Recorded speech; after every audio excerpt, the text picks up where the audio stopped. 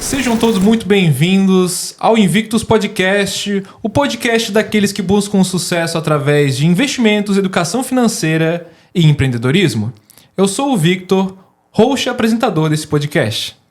Eu sou o Victor também, o co-host e cofundador dos Invictus. E eu sou o Clayton, cofundador dos Investidores Invictus. E hoje estamos aqui com um convidado muito especial para falar sobre investimentos e mercado financeiro. Ele que é assessor da EQI Investimentos. Pode se apresentar, Igor, fique à vontade. Então, meu nome é Igor Hofstadler, então sou assessor de investimentos na EQI Investimentos. E aí, cara, quando a gente fala de entrar no mercado financeiro, dar os primeiros passos, muita gente não sabe por onde começar. A gente, inclusive, começou os Invictus pensando nesse pessoal que tem dinheiro, não sabe o que fazer, precisa aí de uma mentoria, de um curso, de um assessor, né? E eu queria que tu explicasse um pouco, mais ou menos, o que é o trabalho de um assessor no mercado financeiro. Então, Victor, o trabalho do assessor de investimentos principalmente está ajudando, né? A palavra assessorando, né? Ajudando os investidores a alcançar principalmente os objetivos deles. Até porque, assim, a melhor maneira de tu alcançar o objetivo é tu ter um. A pior coisa que tem é tu falar com alguém e a pessoa não saber nem onde quer chegar. Se a pessoa não sabe onde quer chegar, é muito difícil tu alcançar algo. O assessor tá até para, às vezes, mapear esse objetivo. Muitas vezes até o próprio investidor não tem ainda a ideia do objetivo e isso, junto com o assessor, a gente mapeia.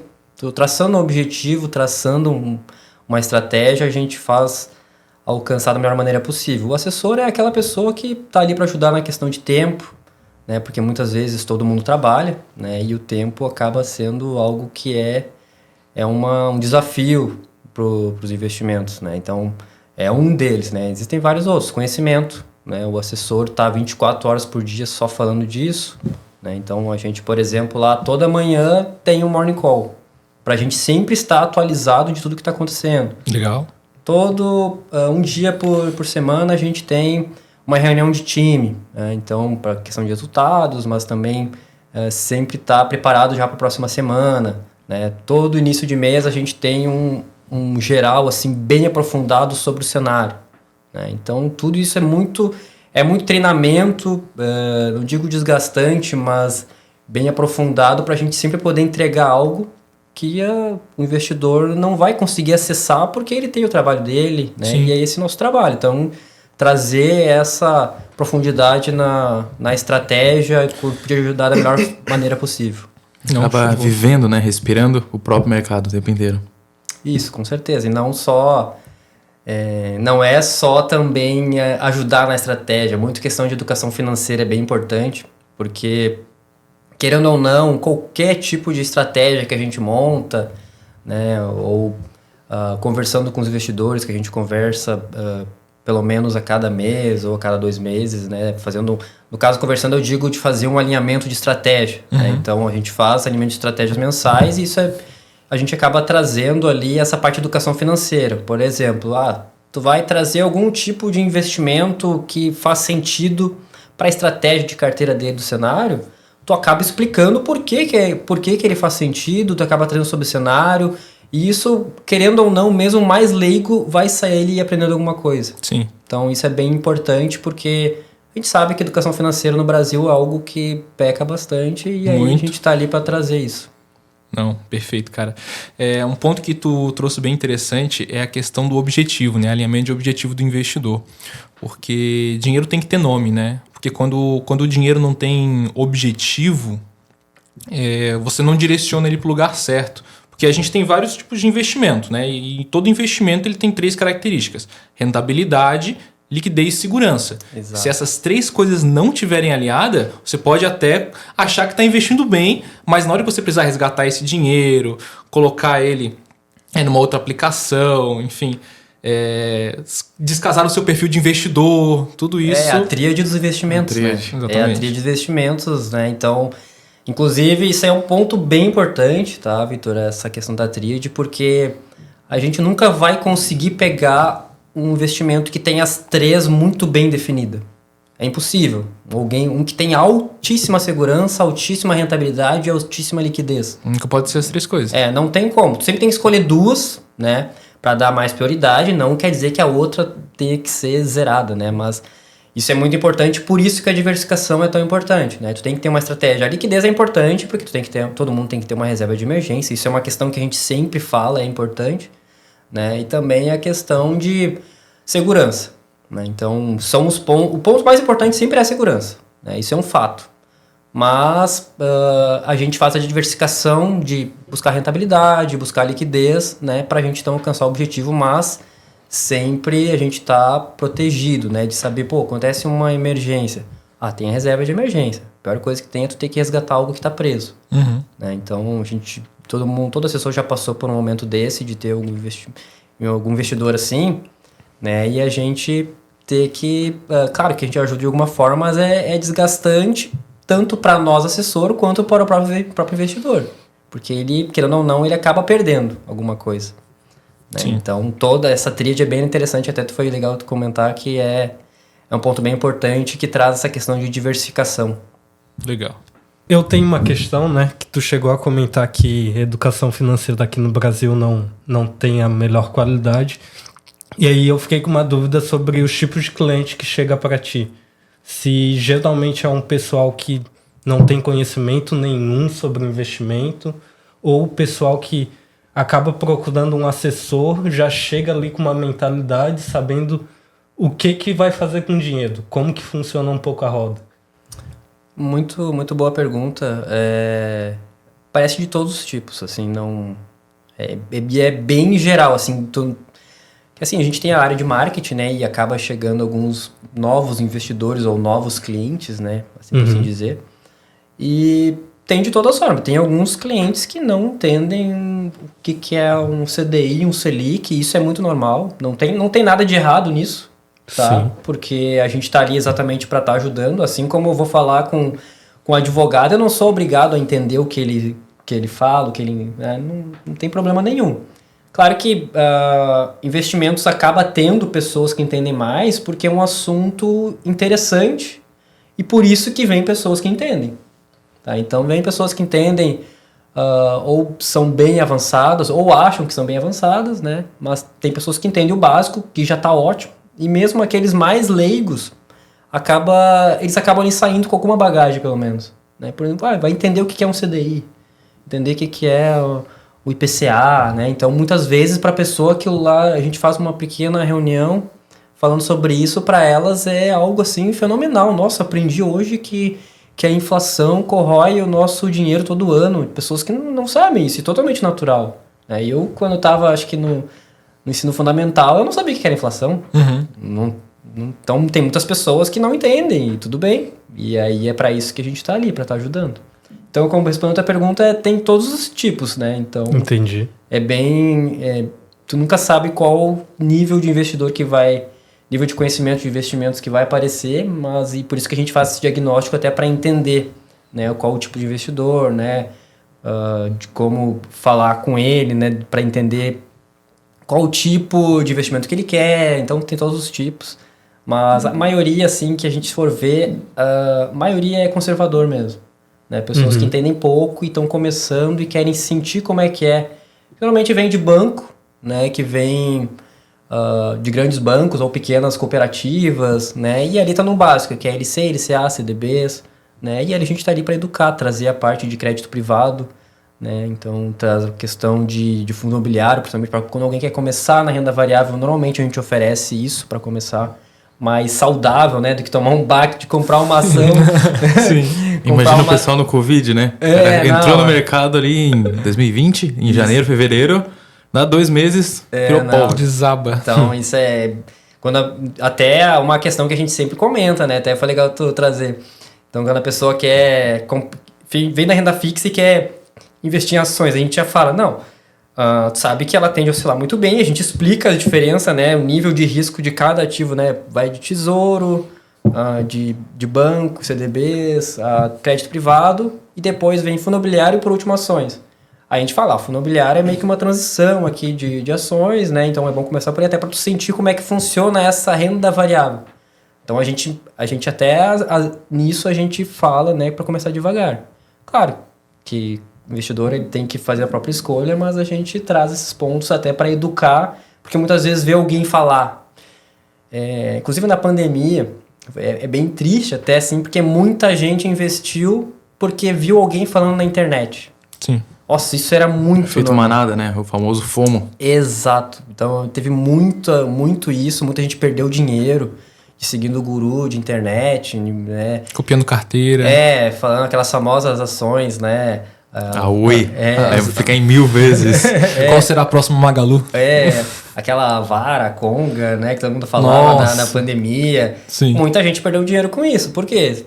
Foi seguindo gurus e deu no que deu. Então, por isso que mesmo quando a pessoa quer, a gente pelo menos avisa, né? Que é algo e de repente, às vezes traz esses pontos da pandemia também. Muito bom, muito bom. Agora, dando um passo para trás aí, que a gente já chegou perguntando do mercado, de como que é o dia a dia, de como que tu entrou, como é que foi essa parte. Eu queria te perguntar se tu já começou nessa área de mercado financeiro, se tu já começou toda a tua base assim, de falou, eu quero ir pro mercado financeiro, eu quero virar assessor, ou se antes disso tinha alguma outra ideia, alguma outra mentalidade. Contar um pouquinho do antes aí pra gente também. Não, boa, vou ter que ter tempo. Não tem problema. Não, eu sou engenheiro de formação. Cara, o primeiro curso que eu fiz, né, que eu me formei foi técnico em mecânica. Que era de 2 anos, eu fiz, só que eu não... tinha que fazer o estágio obrigatório, não fiz, porque eu vi que, embora eu gostasse muito, não via que eu ia trabalhar com aquilo. Né? Foi mais ali como um hobby mesmo, eu percebi. Mas sou formado em engenharia ambiental, né? Então... Depois da engenharia ambiental, eu fiz mestrado na área de engenharia civil ambiental. Né? Depois que eu terminei o mestrado, isso estava em Santa Maria, Rio Grande do Sul. Né? Depois disso, eu já... inclusive, foi até quando, no ano de terminar o mestrado, eu comecei a namorar com a minha atual esposa. Né? Isso já faz... História de amor aí. Já faz 12 anos já, né? Então, que a gente tá junto. E...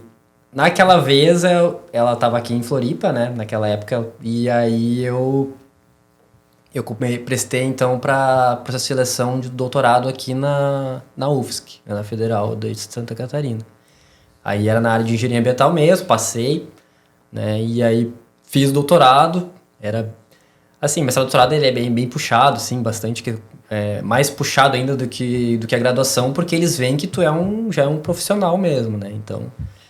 E no doutorado, estava ali fazendo as matérias, comecei a questão de artigos, né? Questão de fazer a qualificação.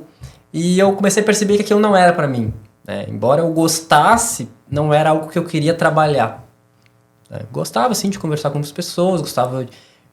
inclusive, no mestrado, eu dei aula para a faculdade, né? Então, gostava bastante, só que trabalhar com aquilo, principalmente a questão de escrever artigos, essas questões não era algo que brilhava meu olho.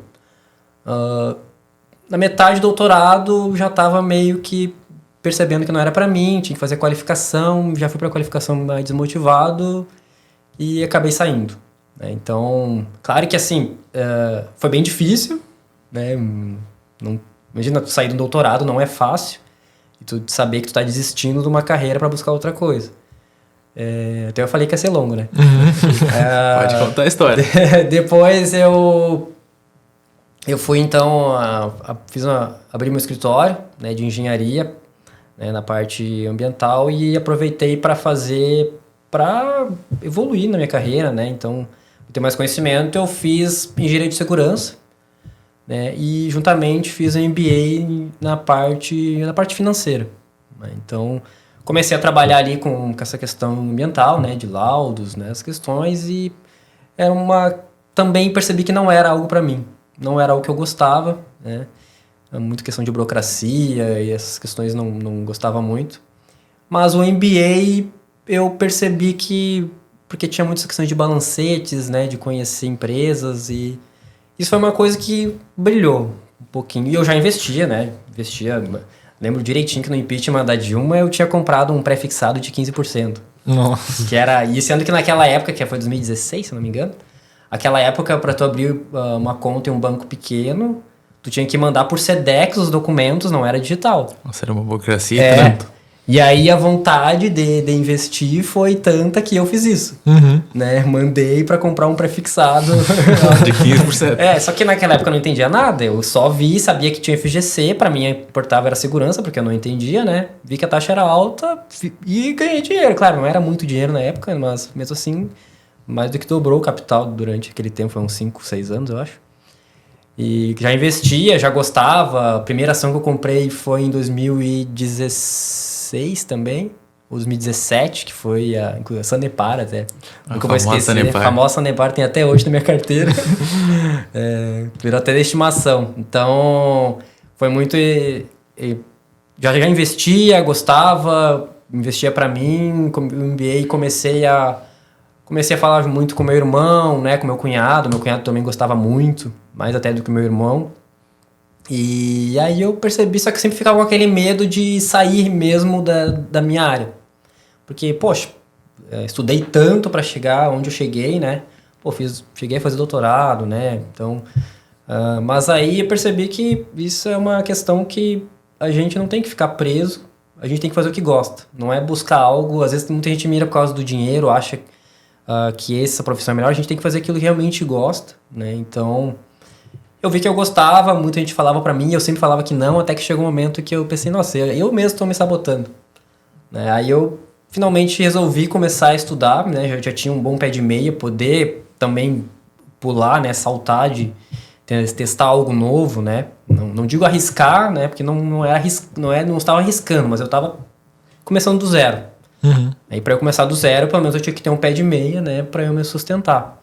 E me senti confortável para alterar, né, e comecei a estudar, tava em dúvida entre se tirava a CPA 20 ou Ancor para ser assessor, CPA 20 para trabalhar com banco, né? E aí conversei com amigos, né, tinha um assessor na época também, conversei com eles e até que eu percebi, eu acho que assessor é muito mais o meu estilo, é algo mais livre, é algo que depende muito mais do meu resultado mesmo, né? Então, foi bem interessante. Comecei a estudar e eu lembro direitinho que foi no ano novo lá em casa, na casa dos meus pais, que o meu cunhado comentou sobre a EQI, né? Comentou sobre a EQI Investimentos, que na época era um dos maiores escritórios de investimento do Brasil, né? E estava comentando sobre isso. E eu nunca tinha ouvido falar da EQI, até porque eu era muito novo nesse ramo.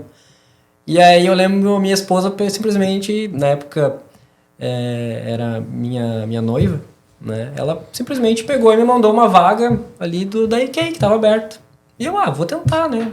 Só que eu nem tinha ainda certificado. Eu achei que precisava ter certificado, mas aquela vaga não. Aquela vaga era mais para procurar alguém com fit cultural, alguém que realmente queira estar ali, né? Que tem também esse perfil de assessoria, perfil de trabalhar com investimento. Né, perfil de falar bem também, porque é importante, né, porque querendo ou não tá trabalhando com pessoas.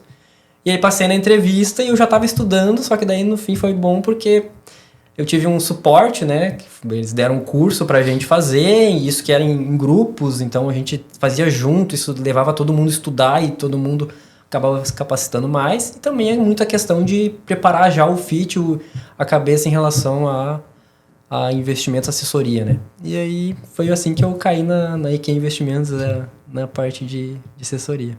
Bacana. Muito bacana. Foi longo, eu falei que era longo. Não, mas tá pra isso mesmo. Cara, muito bacana isso, né? Fica aí, inclusive, a lição pro pessoal, né?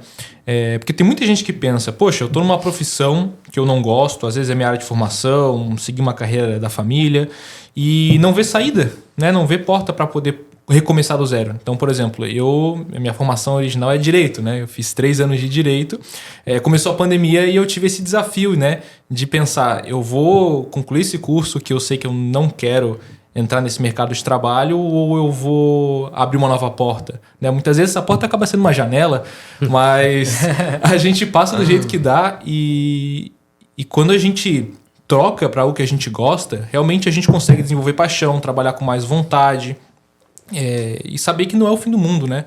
Você largar uma área para começar outra não é desistência, não é fracassei, não, pelo contrário, você está alinhando sua expectativa com o caminho que você deve seguir para poder ter uma vida financeira, profissional mais plena. Com certeza, isso é um fato, né? Eu Pode ver, eu depois dos 30 anos resolvi mudar de carreira. Né? Sendo que quando eu fiz faculdade, até é uma questão assim, que a gente escolhe o curso de graduação muito novo. Né? A gente, principalmente o homem é muito imaturo quando é novo. Então, a gente escolhe, só que a gente nem sabe o que tá fazendo. Só vai, né? Só vai. Alguém falou, alguém recomendou. Tu pode ter sorte de ter escolhido a coisa certa, né? Claro que às vezes tu tem algum familiar ali que trabalha, tu pode se conectar com aquilo e acertar, porque tu convive com aquilo. Mas às vezes tu vai escolher uma profissão porque tu leu sobre, mas não é, né? Então, quando tu é mais maduro, a decisão acaba sendo mais acertada, né? Então, por isso que é mais difícil para um jovem. Mas com certeza sempre tem que fazer o que tu gosta. Então, por exemplo, hoje eu amo o que eu faço. Pra mim, eu acordo feliz que tô indo trabalhar. É uma coisa assim inimaginável. Sensacional. É uma coisa inimaginável que eu ia sentir trabalhando no que eu fazia antes.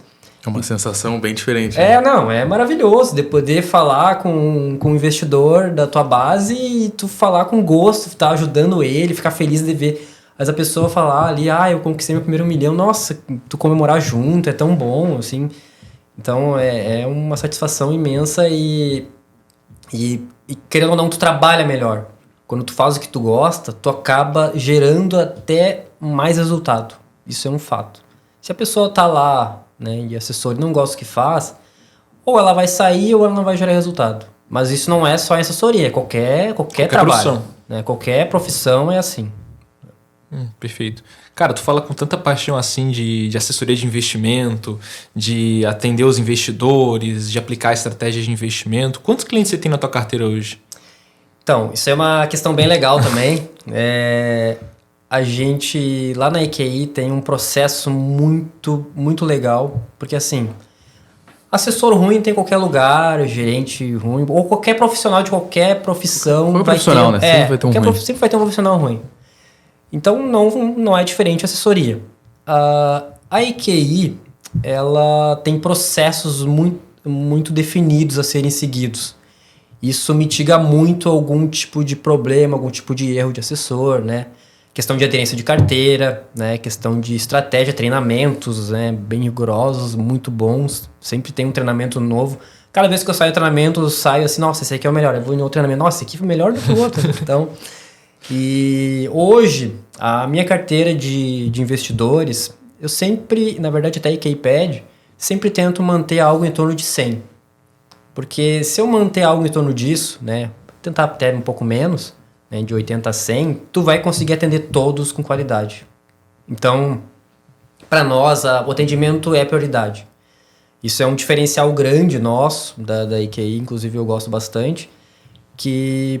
a gente foca muito. Por isso eu consigo fazer alinhamento com todos os meus investidores, minha base, né? Todos os investidores da minha base, consigo fazer alinhamento, consigo acompanhar a estratégia, consigo trazer oportunidades para todos, né? Que se eu tivesse 300 ou mais, sempre ia... Às vezes pode até acontecer de um assessor, né? Que ruim de escolher alguns, aqueles que, os maiores, né? E isso, assim, mitiga bastante. Tu vai atender todos. Porque tu consegue atender.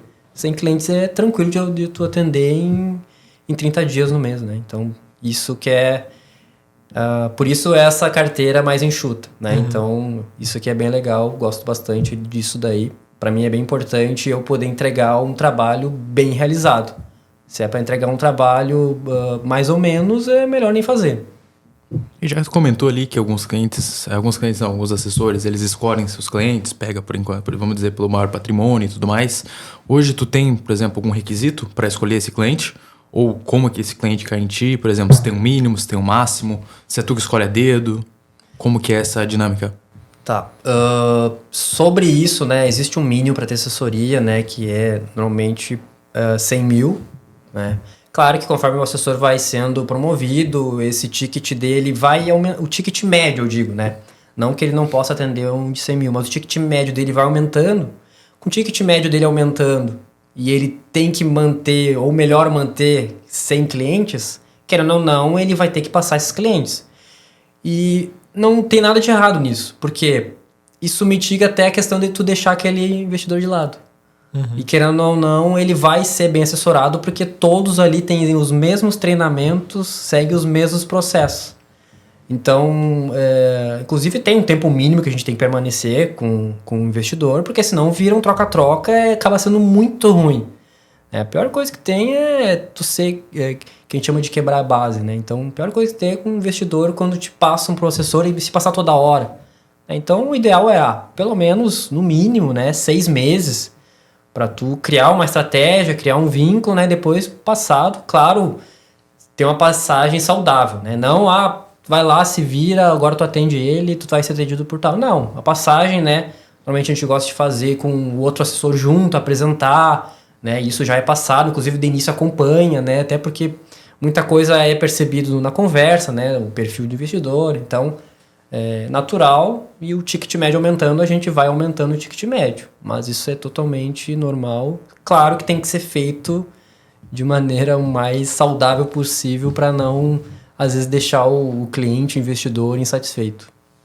Com certeza, porque ficar trocando de assessor por assessor também impacta muito na decisão do cliente, né?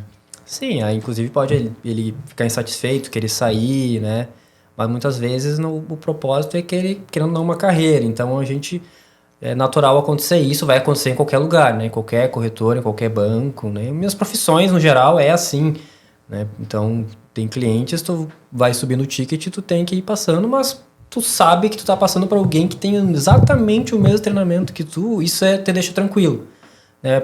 Porque imagina só tu passar alguém e tu acha que aquela pessoa não será bem atendida. Sim, com fit diferente, educação diferente. E eu acho que o legal do escritório de assessoria é justamente a questão da formação contínua, né? Então, por exemplo, a gente já está marcado de ir na Money Week. Inclusive foi patrocinado aí pelo Igor. Money Week é um evento muito, muito, muito legal. Quer falar um pouquinho aí do evento para ver se o pessoal interessa também? Não, Money Week é um evento muito, muito legal, que vai ser, inclusive sai dos grandes centros, né, que normalmente é só lá São Paulo, Rio, né, vai ser em Balneário Camboriú, que é onde fica inclusive a nossa matriz, né, que a nossa matriz fica na Praia Brava agora, né, que é ali do lado. É um evento gigante, né, tá bem maior do que o do ano passado. É um evento que vai trazer o André Agassi, né, o André Agassi, claro, eu sou um pouco mais velho, então eu peguei ele jogando, vocês eu acredito que não. Mas o André Agassi era um tenista que ganhou todos os maiores grandes slams, um dos maiores da história, e tá ali para contar a história, porque querendo ou não, assim, claro que ele é o carro-chefe ali da Money Week, mas porque a história dele é muito vitoriosa, né? Então ele conquistou porque ele sempre lutou por aquilo de verdade. Mas tem alguns fatos engraçados também, porque ele usava peruca, não sei se você sabe. Não sabia. Ele usava peruca, o cabelo dele caiu, ele começou a usar peruca, e depois finalmente aceitou a careca. Mas tem outros nomes muito bons lá também, né? Tem o Tio Rico, vai ter o Júnior Custódio, né? Vai ter alguns políticos também, né? Então tem vários setores ali bem interessantes, e é um evento assim que, querendo ou não, tu sai lá com certeza com mais conhecimento, né? Isso é óbvio, porque vai colocar todos os maiores nomes lá do que eles do setor deles, né? Não só investimentos, mas atleta, parte de administração também, né? Questão empresarial, política. Então, tu sai lá sempre com um pouco mais de conhecimento no geral. Então, bem legal mesmo. É um evento que eu vou estar, né? Inclusive, no dia seguinte também tem um evento lá para os assessores, né? Também. Mas é bem legal mesmo. Então, recomendo quem ainda não comprou o ingresso, Money Week é um evento que vale a pena. Não, perfeito, cara. E tu falou que depois do evento da Money Week vai ter um evento de assessores, né? Se eu quiser agora entrar no mercado financeiro e ser um assessor de investimento, cara, o que eu tenho que fazer? Qual que é o primeiro passo? Que dicas você dá como assessor de investimento? Então, para assessor de investimentos, tem que tirar o certificado, né? Se for para um escritório Ancor, se for para uma corretora, aí CPA 20. Né? Então, a prova, principalmente da Ancor, acaba sendo mais difícil, né? Tem a parte de cálculo. Mas se você estudar ali, por exemplo, quando eu fiz, inclusive que a gente chamava de incubadora, era 1 mês. A gente fez 1 mês, em 1 mês estudando, passou a maioria na prova. Tá? Então, se tu estudar assim, levar a sério, vai conseguir. Mas claro que tem que saber que toda profissão tem os seus pontos. A assessoria é bem intensa, né? Então, até Até eu brinco que, por exemplo, quando a gente entra, né, primeiro tem um parte de treinamento, por exemplo, tô falando da IQI, né? A gente tem a parte de treinamento e depois a gente fica um tempo ali na parte de marketing, né? Que é os SDRs, que a gente chama. Aquela parte eu fiquei 6 meses, mas parecia que eu tinha ficado 2, 3 anos. Vira quase um telemarketing, né? Assim, é muito intenso, mas muito bom. Tipo, na hora que tu tá lá, às vezes tu não entende. Muitas pessoas às vezes não entendem por que estão fazendo aquilo, se um dia vai ser assessor. Mas na verdade aquilo lá já te treina. Te treina de várias formas. Primeiro, a cabeça, né? Porque tu sai de lá sabendo que tu tá preparado. Porque tu tá preparado pra alguém se ligar na tua cara, tu tá preparado pra tu marcar uma reunião e a pessoa não ir. Então isso acaba, querendo ou não, te preparando para o mercado financeiro. Porque quando for assessor não é muito difícil, não é muito diferente disso. Tu vai, às vezes, no marketing, chega um investidor, tu vai lá, faz uma reunião, faz a segunda reunião e não aparece na terceira. Ou faz várias reuniões, deixa tudo alinhado, não quer. Então isso prepara, tu fica muito bem preparado para o mercado financeiro, só que tem que saber que é bem intenso. Né? Então é o dia inteiro, você tem que estar ligando, né? Tem que estar prospectando, tu tem que estar sempre em contato com os clientes da tua base, né? Porque isso é bem importante, o atendimento, né? Tu não pode deixar ninguém sem atendimento, então tu sempre tem que estar ali no telefone, no vídeo, reunião presencial, né? Mas se gosta, com certeza vale a pena, né? Eu adoro, né? Então é bem gratificante de poder ter esse relacionamento com pessoas diferentes. Isso é uma questão que também tu vai ter lá. Tu vai trabalhar com todo tipo de pessoas. Tu vai conhecer culturas até aqui dentro do Brasil diferentes. Vai falar com pessoas do Brasil inteiro. Eu tenho clientes do Brasil inteiro. Então isso é magnífico tu poder... Eu ligo pra alguém, eu morrendo de frio, e vou ligar pra alguém lá do norte, no calor, e eu começo a brincar já. Pô, aí esse calorão aqui, eu morrendo de frio, eu já começo a rir. Então acaba criando um relacionamento bem legal. Nossa, pra caramba. Quanto à questão de atendimento, né? Você falou que lida com investidores aí do Brasil inteiro, tem uma carteira aí entre 80 e 100 clientes. Eu imagino que várias coisas já aconteceram, vários momentos, várias experiências. E teve algum momento, assim, seja no atendimento, seja na formação como assessor, que deu aquela chave de virada de falar, poxa, eu acertei na minha profissão, acertei naquilo que eu queria fazer. Teve algum momento na tua carreira que te chamou a atenção? Então, quando eu era SDR, até falar a verdade, no 3º mês eu cheguei a ficar um pouco assim... Balançou. Porque como era muito intenso, para quem nunca tinha vivido aquilo, foi um pouco difícil, né? Então, no 3º mês deu uma balançada, mas depois segui firme, né? E fui promovido, então, para a parte de assessoria depois de um tempo. Mas, assim, o que mais tu percebe que tu escolheu certo é quando tu tá tu tá conversando com a pessoa e tu tá feliz de estar fazendo o teu trabalho. Tu tá assim, às vezes quando tu não tem nada para fazer, é triste. Tu chegar ali, pô, não tem nenhuma agenda, não tem nada na minha agenda agora. E aí tu fica ali, pô, fica procurando alguma coisa para fazer, né? Procurando algum investidor para conversar, ou tentando questão do operacional. É aí que tu percebe que tu realmente achou que gosta de fazer. Então, de tu gostar de estar falando com as pessoas, né?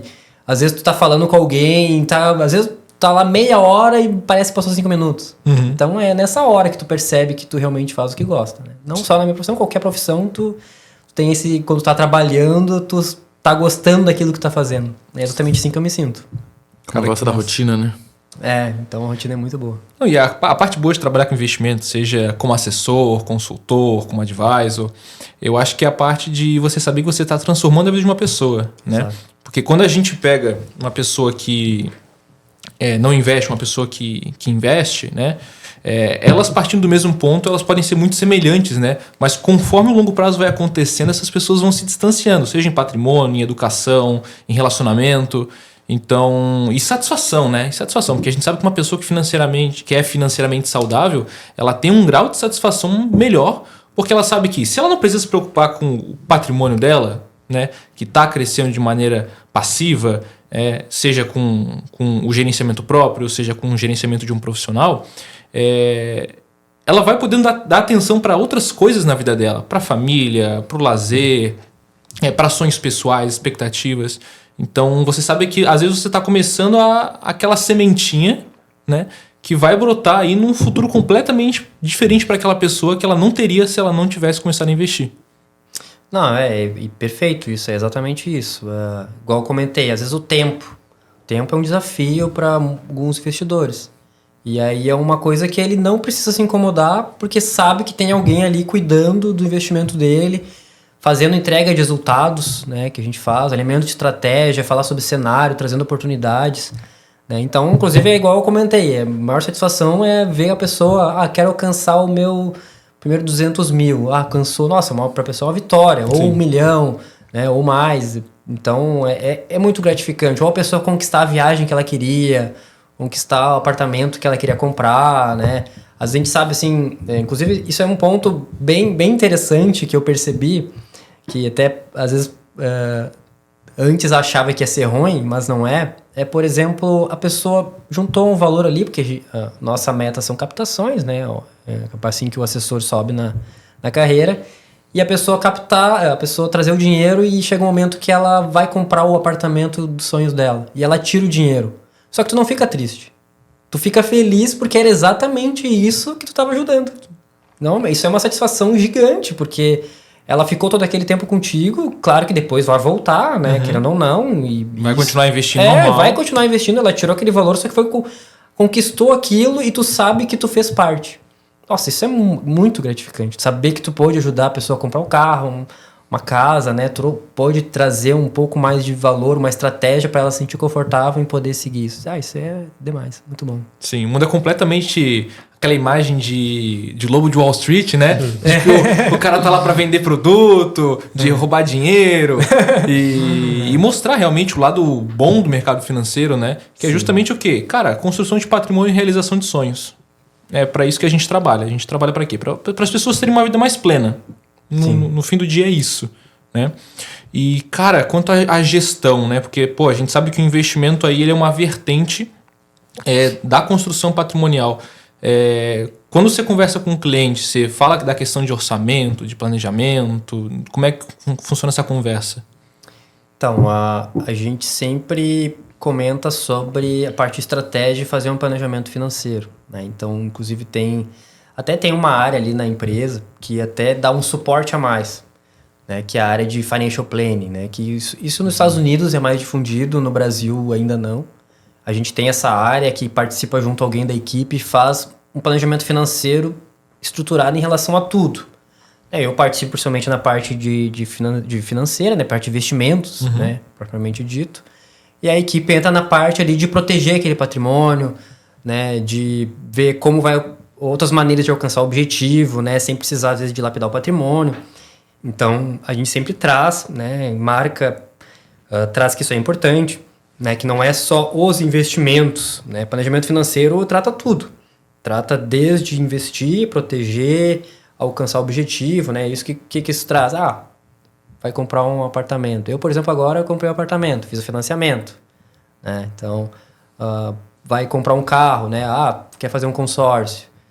Ou proteger o patrimônio, né? Porque o dia que vier faltar, tu tem um filho e aí vai entrar em inventário. E a pessoa como é que vai... Pensar numa previdência privada. Previdência privada também, previdência privada é o melhor investimento, ao meu ver, para longuíssimo prazo, né? Para aposentadoria, né? Previdência privada. Meu filho nasceu, eu fiz uma previdência para ele.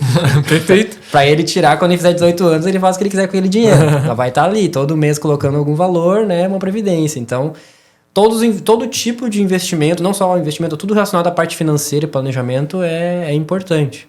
Tá? Então, isso a gente traz bastante, que querendo ou não, faz parte da educação financeira também. Com certeza. E, cara, é justamente por isso, né, que aqui nos Investidores Invictos a gente deu um passo além no nosso tipo de serviço e a gente decidiu o quê? Antes a gente só ensinava a investir, ensinava a fazer uma organização financeira, um planejamento, a preencher uma planilha. Mas agora a gente tentou elevar o quê, cara? O nosso serviço a outro patamar. Então, quando a gente fala da nossa vida financeira, nós temos várias vertentes, né? E a nossa vida financeira é como se fosse uma casa. Ela tem que ter um chão, tem que ter uma base, né? Que seria a parte orçamentária, da gente cuidar do nosso dinheiro, ter um planejamento, saber o quanto que a gente ganha, quanto que a gente gasta. A parte da construção dessa casa, que é a parte de investimento, a construção patrimonial, a parte de proteções, né, que são os muros dessa casa para garantir que esse patrimônio não seja destruído no meio do caminho, e a parte de crédito, né, como uma alavancagem. Você falou a questão de comprar um apartamento, financiar. O crédito ele é necessário. Muitas pessoas sofrem por não ter acesso a crédito, né? Muitas vezes por conta daquela base mal feita de orçamento, de gasto, de dívida, e que influencia toda a vida financeira. Por isso hoje a gente tem um serviço também de Wealth Planner, de fazer todo esse olhar holístico, um diagnóstico financeiro, um cuidado com as finanças. Hoje a gente tem parceria com a Levante através da Tech Finance para também dar recomendações de investimento e poder fazer esse trabalho que engloba toda a nossa vida financeira, e que não pode ser voltada só para investimento ou só para se organizar e no fim não ter aquela construção de patrimônio, ou ter que vender o patrimônio para poder fazer uma segurança, uma proteção.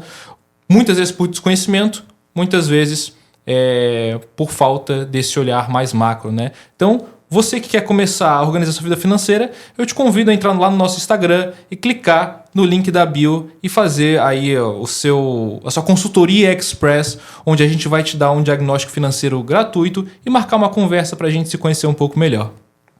Muito legal. Inclusive, até uma curiosidade que nos Estados Unidos, os americanos, a maioria deles, o primeiro investimento que eles fazem é a previdência. Aqui no Brasil, não. Né? Então, lá eles têm uma educação financeira. Lá, a questão de aporte mensal, né? Então, que é muito importante isso quando a gente traz num gráfico mostrando o quanto o aporte mensal traz na estratégia do planejamento financeiro, e quem não faz aporte, faz só aporte inicial, percebe que o aporte mensal é muito mais importante, às vezes, do que o aporte inicial. Com certeza. A bola de neve, né? Dos juros compostos. Exato, juro composto. composto. Todo mesinho um pouco. E não só isso, tu tá sempre diversificando em cenários. Porque se tu aporta mensalmente, tu sempre vai pegar todo tipo de cenário e tá diversificando. Então, inclusive, isso é uma questão de educação financeira, né, que você trouxe, que é tão importante, né? Trazer essa questão de quanto é importante, né, se proteger, é importante aportar, fazer uma previdência, né? Então, diversificar os investimentos e sempre montar uma estratégia muito bem montada. Sobre a questão de cenários, né? É muito importante, fazer esse investimento mensal, ver todo tipo de cenários. E hoje a gente está aí num cenário de alta do dólar, os juros que estavam baixando começou a estabilizar, e, né, aquele boato de será que fica, será que sobe? Como é que tu vê aí o cenário do mercado futuro? Aqui no Brasil? Aqui no Brasil. Então, agora mantiveram a taxa, né, que é o famoso manteu. Manteu. É muito difícil assim prever, né? O que mostra o histórico? Histórico dos últimos 10, 15 anos, mais ou menos. Os juros sempre caíram mais do que a projeção dizia. Claro que isso não quer dizer que vai continuar, né, acontecendo. Mas o Brasil, né, acabou controlando a inflação antes dos outros países durante a pandemia. Isso foi uma questão que o Brasil saiu na frente, né? Aí ele tinha essa questão de poder cair antes os juros, sendo que os Estados Unidos nem baixaram os juros lá ainda e o Brasil começou a baixar. Chegou esse momento de travar ali, muito em questão de déficit fiscal, né, gastos, né, sem cortar custos, aquela incerteza de mercado, né? Então, não tem como ter uma certeza, mas esse ano talvez não caia, pode ficar nesse patamar, né, ou se cair muito pouco. Ano que vem é provável que comece a cair mais. Então, isso, até as projeções mostram isso. Não cair rápido, mas começar a cair. Uhum. Até porque troca o presidente do Banco Central, né? Então, tem essas questões também.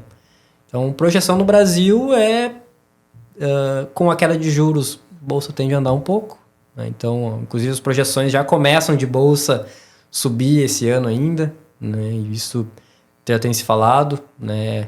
Fundos imobiliários, no histórico, sofrem muito bem a queda de juros, né? Porque o fundo imobiliário ele é muito mais atrelado ao juro, propriamente dito, do que ao resto, né? Ações tem muitas questões por dentro. O fundo imobiliário ele é mais direcionado aos juros, porque é mercado imobiliário como um todo, né? Então, nossa casa, com os juros caem, elas valorizam. Vocês viram na pandemia lá como valorizou, né? Casas, apartamentos. Demais. Qualquer coisa relacionada à parte imobiliária, né? Valorizou bastante. Então, assim, é difícil eu dizer, eu digo projeção, expectativa, mas ter uma certeza é impossível. Se eu tivesse a certeza, eu ia estar rico. Perfeito, cara. Cara, sobre sobre questão de mercado atual, tá? Então a gente comentou da questão dos juros, do reflexo disso nos investimentos. Hoje a gente vê aí os títulos públicos com IPCA mais 6,5, quase IPCA mais 7. Sim. E eu fiquei sabendo aí que a IQI está com um fundo de IPCA mais 10. Sim. A grande vantagem, né, que a gente está trabalhando muito, principalmente por ter virado corretora, são estruturações próprias, né? Então, a gente tem um ativo de IPCA mais 10, isento de imposto, porque é estruturação nossa, então exclusivo para investidores, né? Não só esse investimento, né? Mas tem vários outros ali muito bons. Esse aqui é apenas um exemplo, tá? Então a gente já fez algumas outras parcerias. Esse investimento é um investimento da parte de energia solar, que cresce sem parar, né? A gente sabe que energia solar, tanto que esse crédito que essa empresa está pegando é para fomentar a construção de outras usinas, né? E todas as usinas que não estão construídas já estão com demanda 100% contratada. Nossa, muito bom. Então é uma análise muito bem feita, né? Porque, querendo ou não, o crédito privado, né? A análise tem que ser muito mais criteriosa do que um CDB. O CDB tem fundo credor de crédito. As empresas, a gente tem que ter o FGC deles, entre aspas, são as garantias. Sim. Né? Então tem as garantias, né? A questão de aval de sócios, recebíveis, né? Os imóveis. Então, uma análise bem criteriosa consegue entregar ativos bons e, por ser exclusivo, consegue entregar uma taxa maior. Então, isso é uma questão bem legal que eu gosto da IQI, de eu poder trazer algo para os meus investidores, algo que eu sei que é bom, né? Que a gente pega na nossa própria conta física, né? Porque é algo muito bom, a gente sabe, a gente está acompanhando, participa de treinamentos e querendo ou não, a gente não precisa vender, entre aspas, a gente está oferecendo aquilo que a gente mesmo compraria. Um investimento de qualidade, né, cara? Investimento de qualidade. Perfeito. Vocês querem fazer mais uma pergunta, pessoal? Cara, só para quem está acompanhando aí, a gente acabou aqui falando muita sigla ao longo aí do podcast. Quem não tiver conhecimento de todas essas siglas, nomenclatura que a gente foi comentando aqui, segue a gente no Instagram, no nosso canal principal, que lá a gente tem vídeo explicando cada informação que foi passada aqui. Então, um aviso aí para vocês, para ficar por dentro, né? Boa. Acho que no geral era isso. Acho que não ficou nenhuma dúvida da minha parte. Então, Igor, quer deixar um recado pro público? O recado, sem contar a minha carreira ali, que a gente sempre tem que fazer o que gosta, né? Então não tem medo de mudar. O recado que fica é uma questão que eu acho bem importante, que a gente nem comentou, sobre qualquer tipo de profissão, né? Se tu quer se dar bem, o simples bem feito é o que dá certo. Então, até em relação aos investimentos, o simples bem feito é o que dá certo, não precisa ficar inventando, né? Claro que a estratégia tem que ser muito bem montada, né? Então, acho que esse recado fica bem importante para todo mundo. Igor, uma pessoa que você admira e por quê? Uma pessoa que eu admiro? Olha, eu tenho uma pessoa que eu admiro muito mesmo, é o Ayrton Senna, né? Então, eu cheguei a conseguir ver algumas corridas dele quando eu era pequeno. Eu acho que ele era fenomenal como pessoa, não só como atleta. Ele, assim, eu ficava abismado de como ele sempre conseguia entregar mais do que os outros. Ele mesmo falava isso, que todos os pilotos tinham um limite, ele tinha um limite a mais. Ele é uma pessoa que é exatamente aquilo, de tu lutar pelo que tu quer. Eu nunca vou esquecer que foi a primeira corrida que ele venceu no Brasil, se não me engano, né? Posso estar errado. Mas a primeira corrida que ele venceu no Brasil, ele ficou só com uma marcha no carro. Não sei se vocês ouviram essa história já. Não. Acho que eram umas duas, né? Que ele não tinha segunda, enfim. Eu não lembro, mas aí eu sei que ele ficou com um problema e isso trazia muita força física que ele tinha que fazer para levar o carro até o fim. Caramba. E ele ganhou a corrida, né? Porque ele tinha tanta vontade de conquistar aquilo. Ele chegou, acabou a corrida e desmaiou dentro do carro. Então, isso pra mim, não só esse exemplo, né? Mas ele era uma pessoa que sempre trazia mensagens de que a gente sempre tinha que buscar e lutar pelo que a gente quer, não desistir. E esse aqui é apenas um exemplo prático do que ele fez, né? Então, pra mim, ele é o meu ídolo desde criança. Nunca tive nenhum outro ídolo, assim, de pessoa famosa, né? Nunca tive, além do Ayrton Senna. E é engraçado como que os temas de esporte, finanças e empreendedorismo, eles estão sempre casados, né? Uhum. Até na Money Week vai estar um esportista, né, como o principal de um evento de finanças. Então, é muito legal quando a gente vê que o sucesso, ele na verdade é um ecossistema, né? Nunca é só finanças, nunca é só emprego, nunca é só esporte. Não, é tudo. É hábito, é vontade, é desejo, né? Tudo aquilo que leva a gente para o que é bom. Né? Tem até uma curiosidade, não é meu ídolo, não é uma pessoa que eu busco me espelhar, mas tem uma história do Michael Phelps, o nadador americano, que, claro, que é uma fora do normal intensidade, assim, que ele sempre treinava de segunda a sábado. E aí chegava, eu vi essa história, né? E chegava na segunda-feira e ele percebia que ele estava um pouco atrás do que era sexta-feira, na velocidade, no tempo. Ele começou a treinar de segunda a segunda. E aí ele... Claro que ele tinha, além de ter ali uma habilidade incrível, né? De ser talentoso, ele era uma pessoa maluca pra fazer o que ele gostava. Ultrapassar os limites dele. Ultrapassava literalmente os limites, né? Então o cara trabalhava de segunda a segunda sem parar, porque ele sabia que se ele deixasse um dia sem, ia o rendimento voltar. dele caía, né? Então, assim, claro que é um limite... Não que a gente precisa chegar nesse extremo, né? Mas mostrar que quando a pessoa quer algo realmente, ela pode ir de atrás e buscar. Então isso é outro ponto bem legal que eu gostei dessa história que eu ouvi. Tem algumas pessoas que sempre falam, né, que a obsessão vence o talento. Então, nesses casos, é totalmente obcecado pelo sucesso, vamos dizer. É verdade. Cara, se tu olhar no teu celular agora, acabei de te fazer um Pix de R$1 milhão e queria saber o que você vai fazer com esse dinheiro. 1 milhão? Tem algumas questões importantes, né? Eu gostaria muito de abrir a clínica da minha esposa, clínica odontológica, né? Queria muito. Acho que depois eu iria investir o valor, porque o meu apartamento, né, embora financiado, no momento eu não acho que não pagaria o financiamento por causa da taxa de juros hoje do Brasil. Os investimentos tá elas por elas, né? Mas futuramente, dependendo dos juros caindo, né, teria que quitar o apartamento e investir o resto, né? Fazia um bom investimento com esse valor. E qual seria o investimento? Mas aí não precisa detalhar muito, só por geral. Né? É diversificação. Eu gosto sempre de ter uma carteira muito bem balanceada, né? Porque eu não gosto de, por exemplo, ter investidor de ação. 100% ação já é comprovado que acaba sendo mais arriscado, ou seja, o risco-retorno menor do que você diversificar entre renda fixa também. Porque os ciclos eles acabam se completando. Então, teria ali... Até a gente está em um momento de queda de juros. Não vai ter CDI, ter ativos atrelados à taxa de juros? Tem que ter, é importante. Porque uma coisa é expectativa, outra é realidade. Então, eu manteria a mesma estratégia de investimento, né? Ter CDI, ter inflação, tem a parte internacional também, que é uma moeda mais forte, e ter renda variável também. Então, acho que manteria uma estratégia bem balanceada. Boa. E um sonho a se realizar? Sonho a se realizar? Bom, além da clínica da minha esposa, eu tenho um filho de 10 meses, né? Então, o Arthur, que é... Depois que eu virei pai...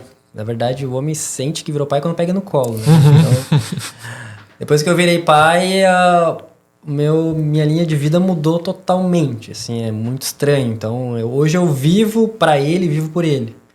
Então, com certeza, o meu sonho de vida é dar uma vida de qualidade para ele, levar... Minha vida foi muito boa, né? Meus pais sempre... embora quando eu era criança a gente não tinha muito dinheiro, mas nunca me faltou nada. Mas claro que a gente sempre quer entregar para o nosso filho melhor, né? Então, quero entregar para ele uma vida muito boa, né? Uma educação, que um dia ele possa conquistar os sonhos dele. Então, acho que o meu sonho de vida é entregar o máximo que eu puder, tanto de educação, conhecimento e poder pagar uma faculdade para ele, poder ajudar ele no que ele precisar. Muito lindo isso, cara. Muito Parabéns. Lindo, muito nobre. Isso aí, Igor. A gente quer agradecer a tua presença em nome dos Investidores Invictos. Saiba que você sempre é muito bem-vindo aqui para aparecer, para falar, para trazer novos temas. E para você que está nos assistindo, eu peço que você deixe o like, se inscreva no canal. Eu espero muito que você tenha gostado do programa de hoje. Eu te desejo muito sucesso e até o próximo vídeo. Isso aí, rapaziada.